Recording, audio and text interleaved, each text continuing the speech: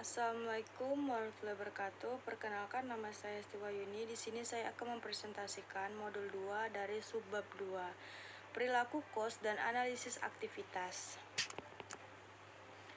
Keberhasilan dalam merencanakan dan mengendalikan kos juga tidak lepas dari pemahaman yang menyeluruh terhadap hubungan antara kos dan aktivitas bisnis.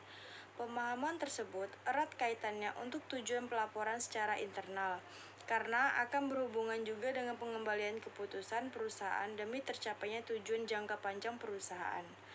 Untuk tujuan pelaporan eksternal, kos pada laporan laba rugi akan dilaporkan dengan susunan berdasarkan fungsinya, yang umumnya berdasarkan 3 kategori, yakni 1. Kos produksi atau manufaktur, 2. Kos administratif, 3. Kos pemasaran. A. Konsep dasar perilaku kos dan model penggunaan sumber daya. Perilaku kos adalah suatu istilah umum untuk menggambarkan apakah suatu kos jumlahnya tetap atau berubah dalam kaitannya dengan perubahan tingkat aktivitas atau volume. Jika suatu kos jumlahnya tidak berubah sementara tingkat aktivitas bisnis bertambah atau berkurang, maka kos tersebut disebut kos tetap. Jika suatu kos jumlahnya secara total berubah sejalan dengan perubahan tingkat aktivitas bisnis, maka kos tersebut disebut kos variabel. Jika perilaku kos mencerminkan kedua karakteristik perubahan tersebut, maka disebut kos campuran atau mixed cost. Kapasitas aktivitas adalah kemampuan untuk melaksanakan aktivitas, sedangkan aktivitas adalah istilah umum tentang segala sesuatu yang dilakukan oleh perusahaan. Untuk dapat melaksanakan aktivitas, maka kapasitas harus dimiliki terlebih dahulu. Beberapa besar kapasitas yang dibutuhkan tergantung pada kinerja yang diinginkan pada setiap tingkat aktivitas. 1. Aktivitas penggunaan sumber daya atau kapasitas perilaku kos. Sumber daya adalah elemen-elemen ekonomi yang dikonsumsi pada saat pelaksanaan aktivitas. Konsumsi sumber daya oleh aktivitas tersebut diukur dengan satuan nilai uang yang disebut dengan kos. Oleh karena itu disebut juga dengan kos aktivitas. Besar kecilnya sumber daya yang dikonsumsi tergantung pada tingkat aktivitas yang dilaksanakan. Dengan demikian, konsumsi sumber daya merupakan jumlah kapasitas aktivitas yang digunakan untuk menghasilkan barang dan jasa oleh suatu organisasi.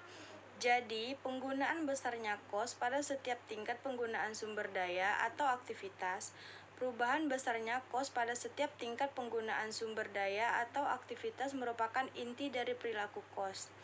Dilihat dari tingkat penggunaan sumber daya atau kapasitas, maka kapasitas dapat dibagi menjadi 2, yaitu 1. Kapasitas yang jumlahnya sama dengan yang dibutuhkan dan digunakan biasanya terjadi karena perusahaan tidak membeli sendiri kapasitasnya, melainkan menyewa sejumlah yang dibutuhkan. 2. Kapasitas yang jumlahnya melebihi jumlah yang dibutuhkan dan digunakan sehingga akan ada kapasitas yang menganggur. Kapasitas menganggur terjadi karena perusahaan membeli kapasitas yang umumnya tersedia di pasar dengan ukuran-ukuran tertentu. Mengukur penggunaan aktivitas. Perlunya memahami keterkaitan antara kos dan aktivitas akan membantu kita dalam menentukan ukuran yang tepat. Penggunaan aktivitas dan menentukan pemicu kos, misalnya penggunaan listrik diukur dengan jumlahnya kWh.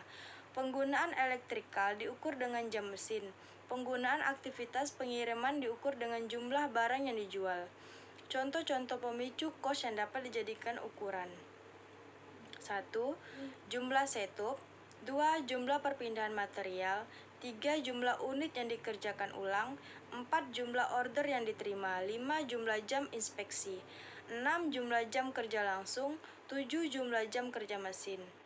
8. Jumlah kWh. 9. Jumlah frekuensi produksi. Pemicu kos dapat menjelaskan perubahan kos aktivitas dengan mengukur perubahan penggunaan aktivitas. Ada 2 kategori umum pemicu kos, yaitu unit based drivers, yaitu pemicu cost yang akan meningkatkan jumlah cost setiap kali suatu unit produk diproduksi, misalnya jam mesin, jam kerja langsung, bahan baku langsung, dan sebagainya. 2.